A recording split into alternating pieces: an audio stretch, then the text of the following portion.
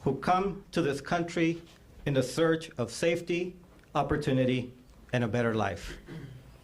At LACCD, we stand with our immigrant students and families. We reject fear-based tactics and any actions that threatens to undermine the trust and safety of our communities. That's why I'm honored to stand with Mayor Karen Bass and Senator Menjivar, leaders who have never wavered in their commitment to equity, justice, and human dignity.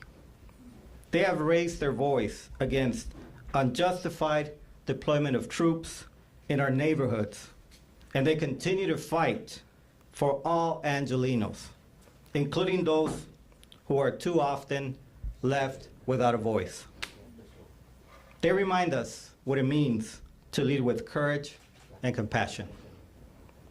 Please join me in welcoming the Mayor of the City of Los Angeles, Mayor Karen Bass. Thank you very much. And also, we want to congratulate our new chancellor of the Community College District.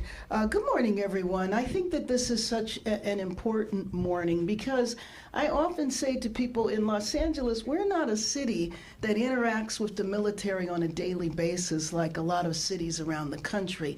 And I think it is just so critically important that we understand what it means when we have men and women who do not have a choice when they are deployed where they go to, what it means to have them deployed in this manner. And it's such an honor that I stand before you today with incredible men and women who have devoted their lives to fighting on behalf of our country and who all feel appalled at the misuse of our troops right now, the militarization that has taken place of the National Guard, the inappropriate deployment of the Marines to our city streets, neither of whom are trained and ready to do urban, whether you are doing crowd control or dealing with conflicts on a domestic basis, that is not what our Marines do.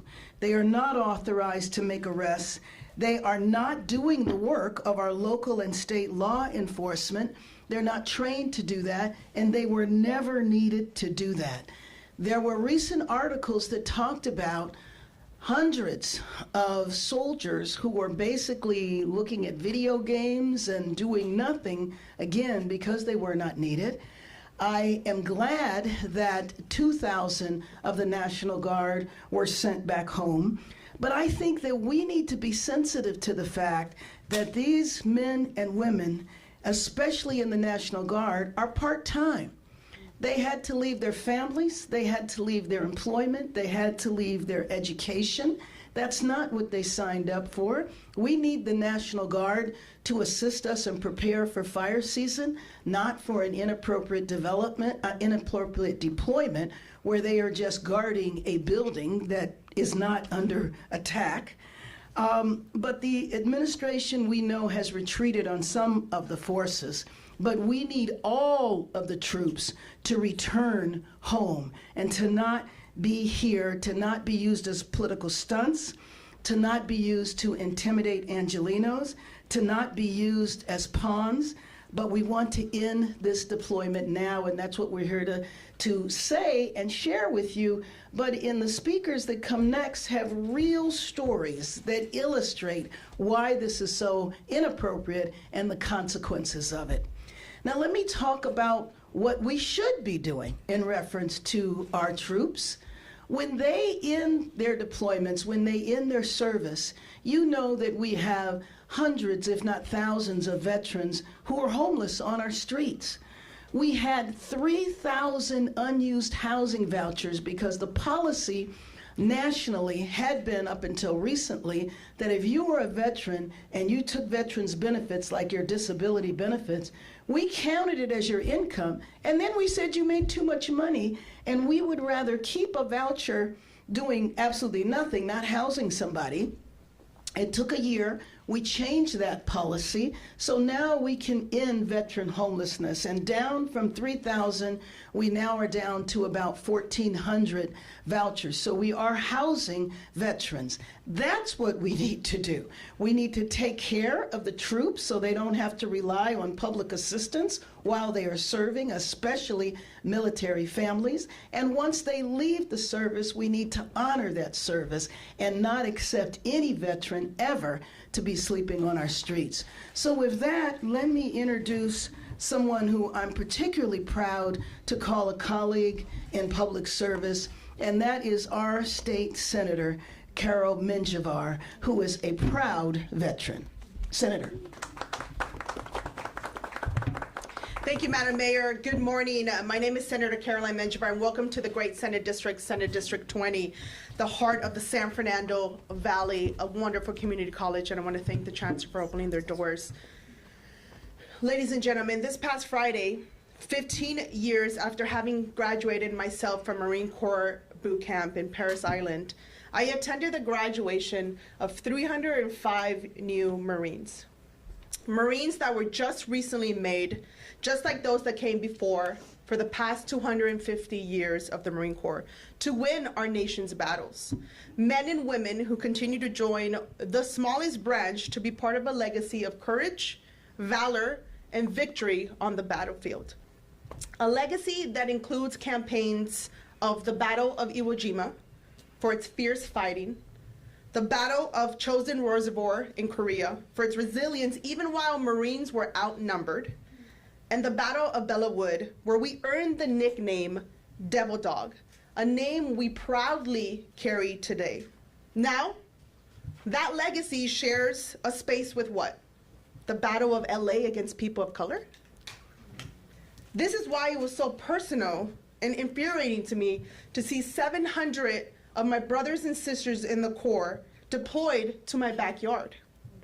Because we did not sign up to intimidate and potentially take military action against Americans on American soil who are exercising their constitutional right to protest. But they send young women and men into the same communities they were from, impacting the overall unit morale. Because we know from the many calls that came into the GI Rights hotline, some service members did not want to support this action or play any role in ICE in deporting people because they consider immigrants part of their community or they themselves had immigrants within their own families. Others said that they did not want to point guns at citizens, and some even worried that this was getting us close to martial law.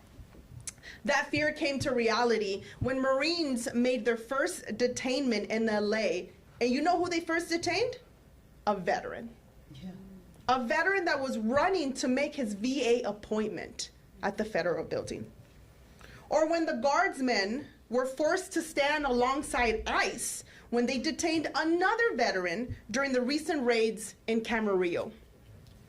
Like me, and so many first-generation Americans, we joined a military to fight and defend a country that our families were not born in, that our families had no roots in, to fight for a country that doesn't always fight for us. But we take great pride in being the first in a family of immigrants, proud to fulfill the dreams of our parents who wanted better for us when they came to this country. But that pride can rip when a country turns its back on you.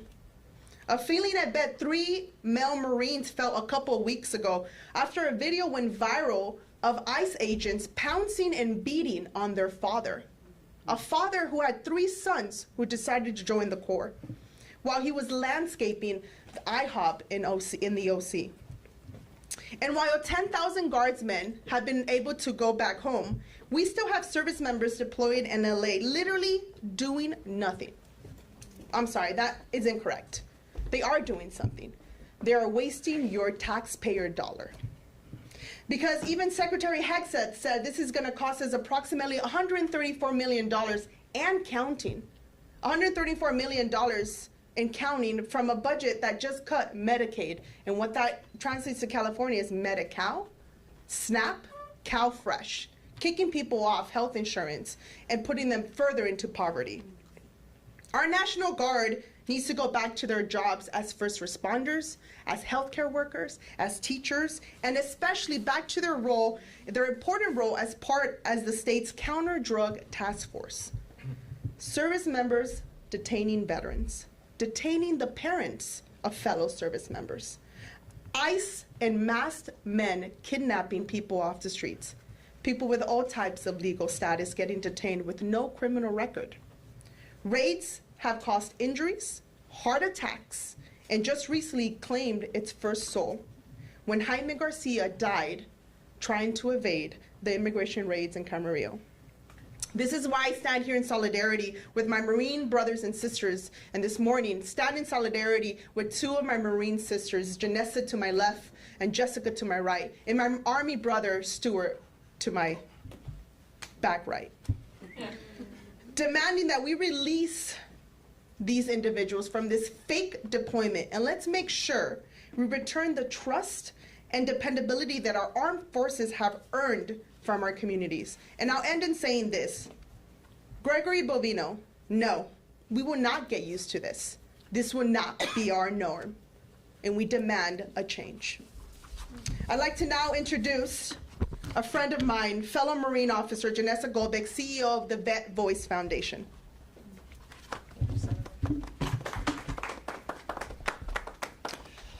Thank you, Senator. Thank you, Mayor. Thank you, Chancellor. Good morning. My name is Janessa Goldbeck. I served as a combat engineer officer in the United States Marine Corps, and today I lead Vet Voice Foundation, a national nonprofit organization that elevates the voices of veterans and military families to have a say in our democracy. I'm proud to stand alongside the mayor and civic leaders today to raise a principled concern rooted in history, grounded in the Constitution, and shaped by the lived experiences of those of us who wore the uniform.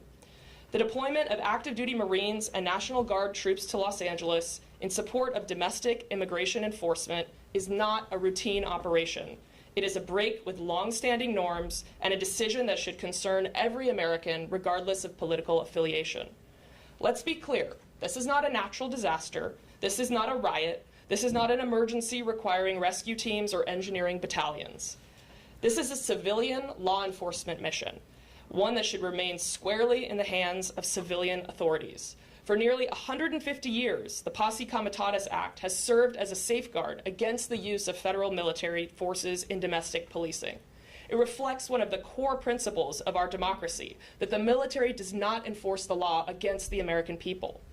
Why? Because the job of the American military is to fight and win wars, not police American neighborhoods. When we blur that line, we don't just risk overreach, we risk something deeper, the erosion of public trust in both our armed forces and in our democratic institutions. We also risk doing harm to the very people who serve the young Marines and Guardsmen being deployed who didn't sign up to be pulled into political stunts. They joined to defend the nation, to respond to natural disasters, to serve with integrity. Putting them in the middle of a contentious domestic enforcement operation is unfair to them and counterproductive for the country. And let's also acknowledge the human reality of what this mission entails. Many of the individuals swept up in these operations are not violent criminals. They are parents, workers, veterans, people who have lived in our communities for years. Some have worn the uniform themselves. Others are the spouses and children of those who have. And to treat every immigrant as a threat, to call in the military as if we're facing an invasion, ignores both our shared humanity and the complexity of the immigration system itself. It reduces people to targets instead of neighbors. We should be working towards policies that are smart, humane, and enforceable, not doubling down on fear. And as a matter of fiscal responsibility, the public deserves answers. How much is this deployment costing? Who's paying for it? We are told that resources are scarce. Republicans in Congress just passed a bill that will throw millions of people off their health care and close hospitals. We're told there's not enough funding for veterans' health care, and 30,000 VA workers have been fired. So let's make it clear. Deploying active duty military inside our cities without clear limits or transparency is not sustainable, it's not a wise investment, and it's not how a free society is supposed to function. This matters far beyond Los Angeles. Once we become accustomed to using troops in this way, what prevents the president from using them again? If the military can be deployed to enforce immigration law today, will it be sent to respond to civil protests in Chicago tomorrow, to supervise elections in 2026? Today, we're here to draw a line, respectfully, firmly, and without ambiguity. This is not normal, this is not strategic, This is not American, and this is not what the U.S. military is for. Thank you, and Semper Fi. Oh, I'm so sorry. And now I'd like to introduce Stuart Waldman, Army veteran. Vika. Is that right? Vika, sorry. Thank you. Stuart Waldman, Army veteran and President and CEO of the Valley Industry and Commerce Association, VICA. I'm not happy to be here. We shouldn't be here. There's no need for this. It's ridiculous what's happening. Speaking as an Army veteran and someone who's been an Angelino since 1978, no one ever wants to see troops deployed into our city, and especially for something that is so needless. As a business leader, we are concerned that this is the chilling effect that this is having on our local economy.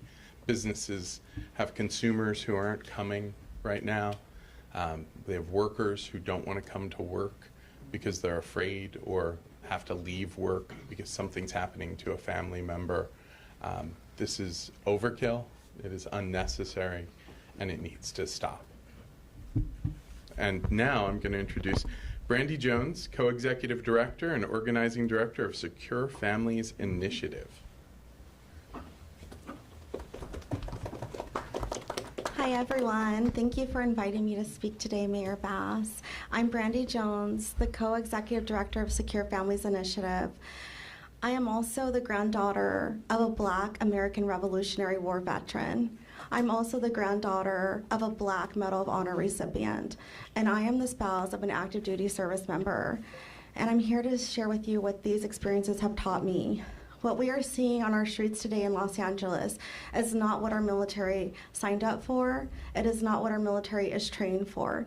Marines are trained for combat, Marines are trained for war, and Marines are trained to protect and defend the Constitution. When our families see this deployment on our streets against our own community members, there is a cost for our families, and that cost is generational. When our families see our military members used as political props in front of government buildings for optics, that is not the service our families agreed to. We are here to say that in our community, we are hurting as well.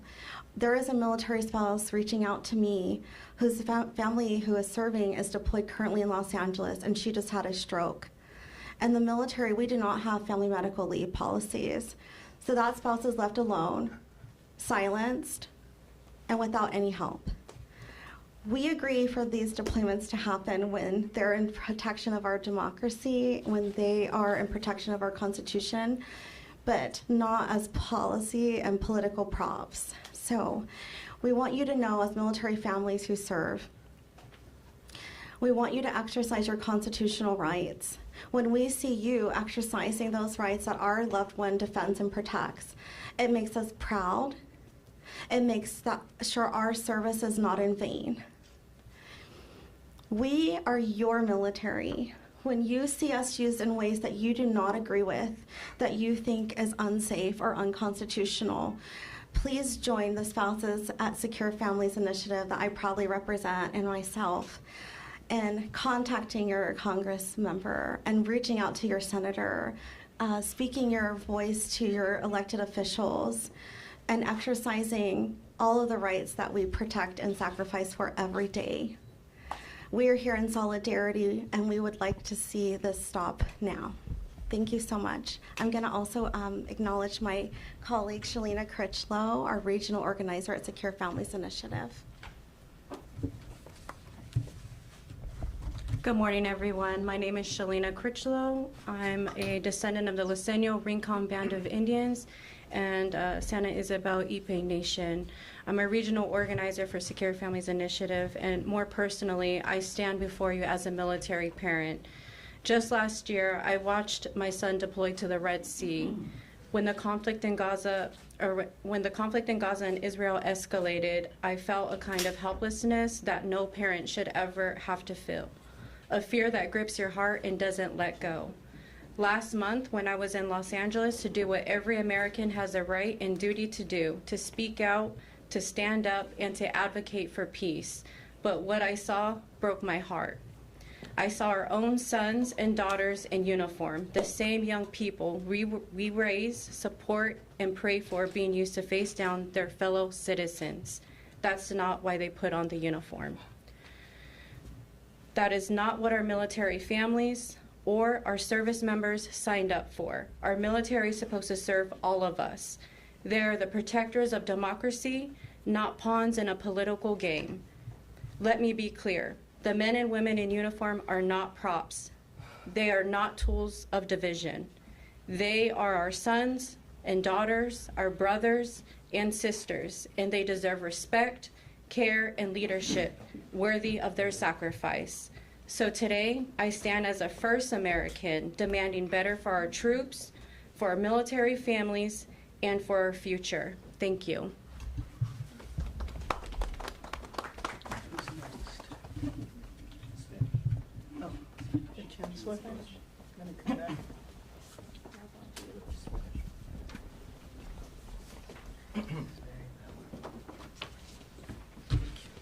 Voy a decir unas palabras en español. Voy a ser breve, pero tengo unos comentarios que hacer. Sí. Muy buenos días. Mi nombre es Alberto Román. Soy el rector del Colegio Comunitario del Distrito de Los Ángeles. Es un orgullo servir a los 9 colegios comunitarios de nuestro distrito. Me da un placer darle la bienvenida aquí al Colegio de Los Ángeles Mission College y como inmigrante y el primero en liderar este distrito con el consentimiento, experiencia y entender la lucha que enfrentan muchas personas y familias dentro de nuestra comunidad, especialmente aquellas personas que buscan en este país seguridad, oportunidades y una vida mejor. Aquí en el distrito estamos al lado de nuestras comunidades estudiantiles, emigrantes y todas sus familias. Aquí nosotros rechazamos completamente las tácticas de miedo, de terror y cualquier acción que amenace la confianza y la seguridad de nuestra comunidad. Por eso estoy honorado de estar con el alcalde de Los Ángeles, Mayor Karen Bass, y la senadora Carolina Menjivar. Ellos son los líderes que están comprometidos con su equidad, justicia y dignidad humana. Ellos han logrado levantar la voz de nuestra comunidad contra la injusticia que se presenta de las tropas de nuestros vecindarios. Ellos han dado la cara por nuestra comunidad angelina, especialmente para aquellas personas que no tienen voz. La alcaldesa y la senadora nos recuerdan lo que es ser líderes con coraje y compasión. Por favor, muchas gracias les damos ahora con todos los que están aquí presentes, que son familias de comunidades militares o ellos mismos estuvieron en el servicio militar. Estamos en contra de las injusticias que han pasado en los últimos meses, que fueron injustas y que también toman recursos que se pueden usar para otras cosas como Medicaid y como el programa de SNAP. Muchas gracias. Estamos listos para preguntas. I'm going to do it in Spanish too, español. Buenos días, mi nombre es Caroline Menjivar y soy la senadora estatal del Distrito 20, un distrito que tiene el honor de tener el desfile para los veteranos más grande en el condado de Los Ángeles. Y estoy aquí no solo como una senadora, pero también como una veterana en el Marine Corps, para recordarles que el ejército, o específicamente el Marine Corps, es un departamento que fue entrenado para batallas, que fue entrenado para ser un departamento tan difícil, fue un departamento hecho con entrenamiento, en realidad, para matar, para defender, no para andar en las calles de Los Ángeles. Y viernes pasado tuve la oportunidad de ir a una graduación donde 305 nuevos marines se graduaron. Y lo que yo vi, que la mayoría de gente que estuvo allí eran latinos. Esos son las gentes que están diciendo que van a ser parte de un ejército que quizás sus padres no nacieron en este país. Son primeros generaciones americanos que están diciendo que van a defender un país que su familia no tiene conexiones. Pero aún todavía se ponen el uniforme para decir que van a defender un país que por la primera vez va a cambiar la historia de su familia. Y el Departamento de los Marines tiene una historia de valor, una historia de victoria, una lista tan grande de las batallas que han ganado de los últimos 250 años. Y para mí lo que me da miedo, que vamos a agregar a esa lista una batalla en Los Ángeles, que no es una batalla en realidad. Lo que estamos viendo son los latinos en uniforme que están viniendo a las comunidades latinas, arrestando a sus tíos, a sus tías, a sus abuelitos, trayendo un senso de un sentimiento de fear, se me olvidó el nombre, de miedo, gracias, de miedo. Y yo les digo, le pregunto al presidente, al secretary, ¿por qué? Estos son jóvenes y jovencitas que dijeron y tomaron el oath para defender su país, no para traer miedo a sus familias. Y estoy aquí con mis hermanos y hermanas veteranos, con la alcaldesa, en decir, suficiente, ya no más. Gracias. We're going to open it up for questions, first to Craig and then to Conan. I'll take it, Craig. So, Mayor, listen, Mr. Holman, the immigration czar for the president, today said that there's going to be a full-out, full-court press, flood the zone in sanctuary cities. He was speaking in New York, where apparently there was a robbery where an undocumented immigrant shot an off-duty border patrol agent. Clearly, your call has been direct, and this isn't the first time you've asked for this. It's on deaf ears. I just want, who is the audience for this? The president has made it clear, Mr. Holman just today, saying that they're going to come back. It is not your only avenue through the court. Well, no. I mean, I do think the courts are critical, and we had a court victory a week and a half ago with the temporary restraining order, stopping the capturing of people on our street. But I think that it is absolutely critical that we continue to raise our voices and to point out the hypocrisy and contradictions of what is happening here.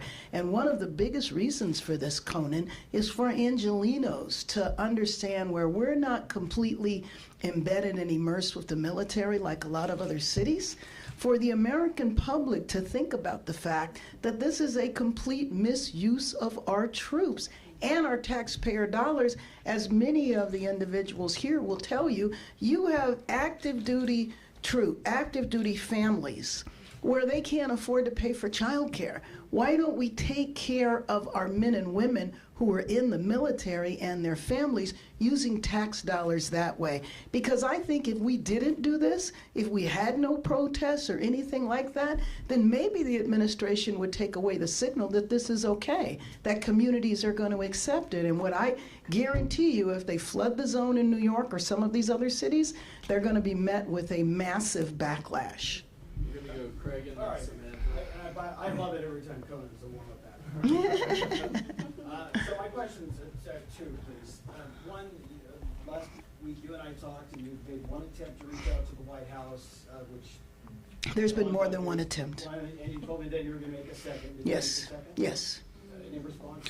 No, but I'm not going to stop requesting. Well, And so, go ahead. Let me ask, I'm sorry. It's okay. Respectfully, yeah. So then that takes me to my next step. I couldn't turn on the television this weekend and not see you. We know the president watches television, so if your message... Well, maybe I'll hear something this week, huh? Well, that's what I'm wondering. Was that part of the strategy to get out there? We haven't seen you out there like we did this week. Well, I hope that will continue, but not just me. I mean, listening to the men and women who serve our country, people who have served And their response, their concern, people on the street, the businesses that are impacted, as Stuart mentioned, this is a blow to our city in so many different ways. And the economic factor needs to be talked about a lot. The economic factor of wasting taxpayer money, the economic factor of as long as this climate of fear continues, people are not going to go to work. They're not going to patronize businesses. We had a raid in Brentwood the other day where they were rounding up gardeners and landscapers. It's hard for me to believe they're hardened criminals. Nobody is standing here defending hardened criminals. That's not what this is about. This is about everyday working people who are trying to survive and who are not being able to because of the climate of fear that has been placed over our city. Is the White House snubbing you? I don't know if there's, I don't look at it that way. I will continue to reach out to them until they respond. You know from our conversation yesterday that, we had a meeting set with Bovino, but at the last minute he canceled it. Next question is Samantha and then Julia. Yeah, you're in a district in the northeast San Fernando Valley that is predominantly Latino, that has a large immigrant population. Just down the street, we have the San Fernando swap meet where it's entirely empty now. What is being done to actually protect these communities, to help these communities that are being terrorized? And what is the city and what can the state do to actually help these communities like the Northeast San Fernando Valley where you're currently?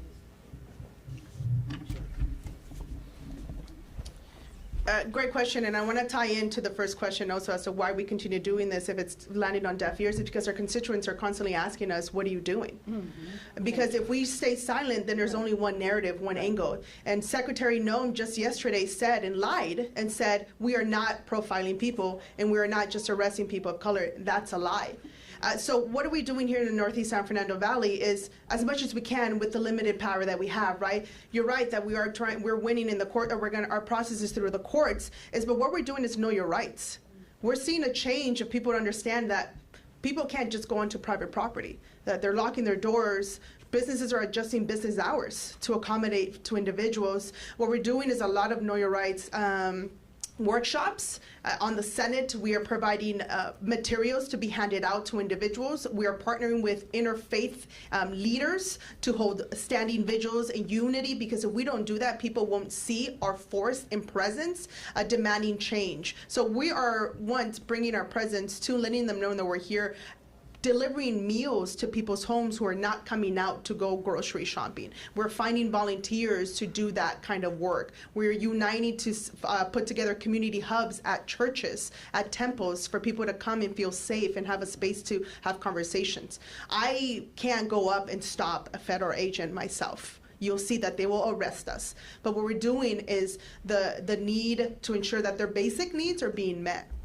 The mayor on the city level, and she could speak to that, are looking to how we can help supplement some of the finances that people are losing because they're not going to work. So from letting them know our presence is there, to sharing our message, to also flooding the media to hear our angle, those three things need to go hand in hand. Julia and then Victor. I have a question for the mayor. I just wanted to check on the status of the chief recovery officer for the fires. Is that a position you're definitely still planning to fill it? If so, do you have a timeline for it? Yes, soon. Soon, in the next few weeks. Let me just say, too, that in terms of the city, it's not the valley that has a large Latino population. The city of Los Angeles has 3.8 million people, with 50% being Latino. So this has citywide impact. And in terms of what the city is doing, we have our family resource centers where people can go and receive services and support. And then working with we're very fortunate here because we have community-based organizations that have been around for over 4 decades who focus on immigrant rights and supportive services for immigrant communities, well-established institutions. And we work work in partnership with them. So I think that our city is fortunate. I worry about other cities around the country. But I'll tell you, 3 days after the first raids, I was on a Zoom call with over 120 mayors. So people are very, very concerned. I got a text message from the governor's office in Oregon, concerned that Portland or other cities in Oregon are next. I do think that they were sending a message with our city coming to the nation's second largest city, and if they thought they could get away with it here, which is back to Conan's point, is that if they think they can get away with it here, then they can get away with it anywhere. And that's why it's important for us to be very vocal and consistent in our opposition. Can you address how this has affected the tourism and the entertainment industry? You know what, I can't, and Stuart might know, I don't have any specific data on that right now. I can tell you, though, that a few weeks ago, there was a major soccer game in Pasadena, and the attendance was way down. You know, we can't send, we are 11 months away from the World Cup. We have to send a message of welcoming and inclusion, not a message of fear, that if you come here, even legally with papers, you might be detained. You know there's people going to their immigration appointments that wind up being detained, people with papers who are here legally who wind up being detained. Say, Mayor, does your office have any indication? Last week there was a raid up in Sacramento, and Yeah. it was the most northern part thus far. Does your office have any indication if that's the result of the court action that was taken in the Central District? That is what I've heard. I've heard that was a specific slap at the governor. But part of what we're dealing with, Conan, that is so disruptive is a lot of what we're doing, a lot of our movements are based on rumors.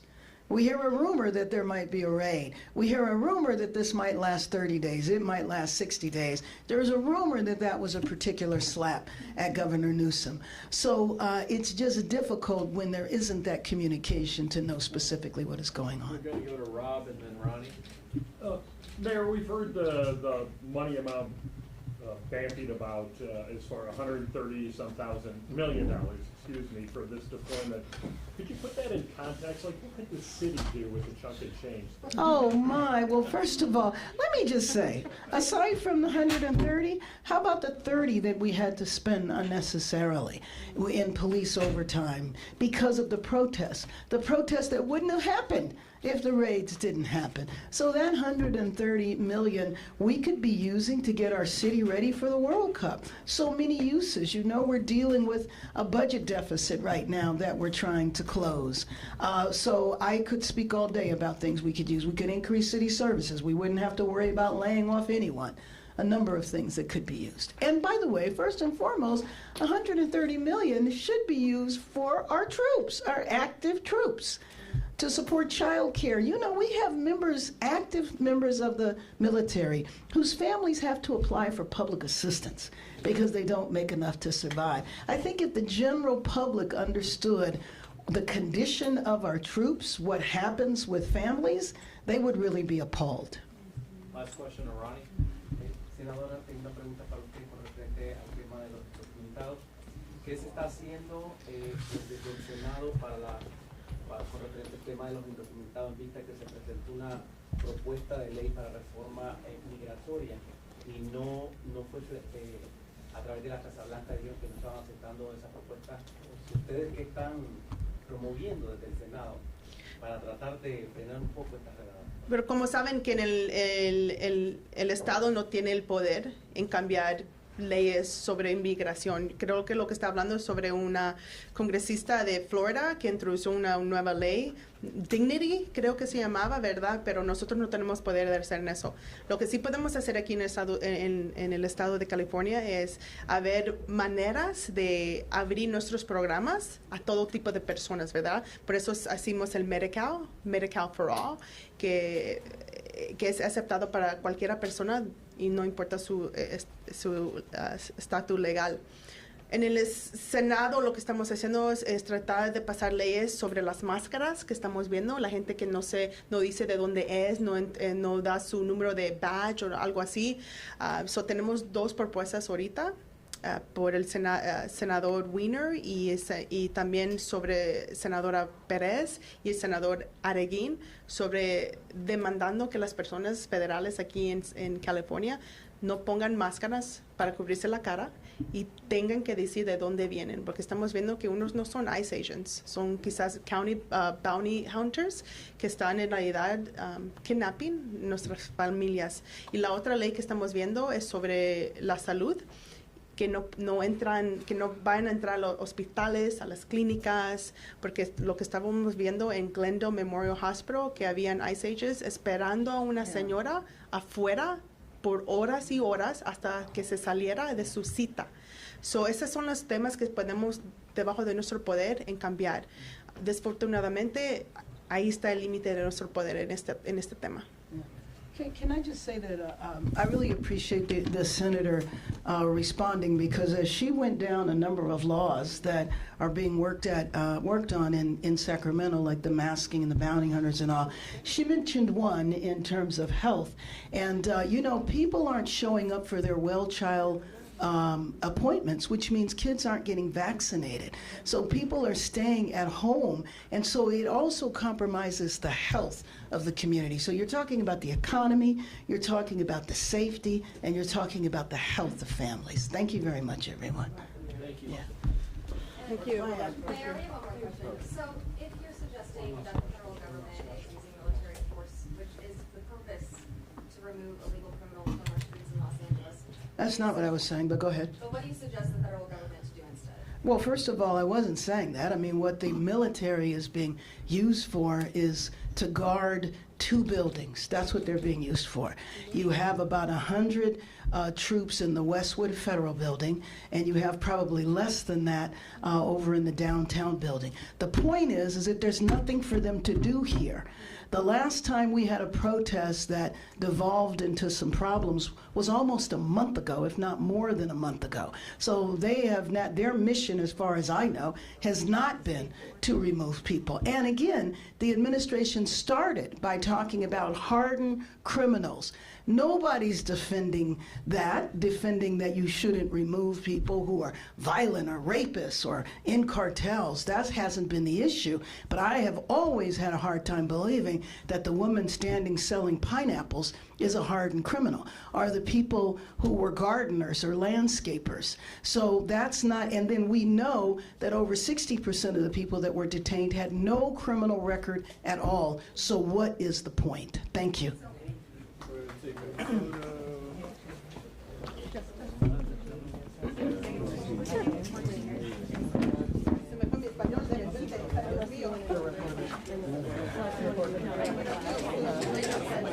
Mayor, we're going to take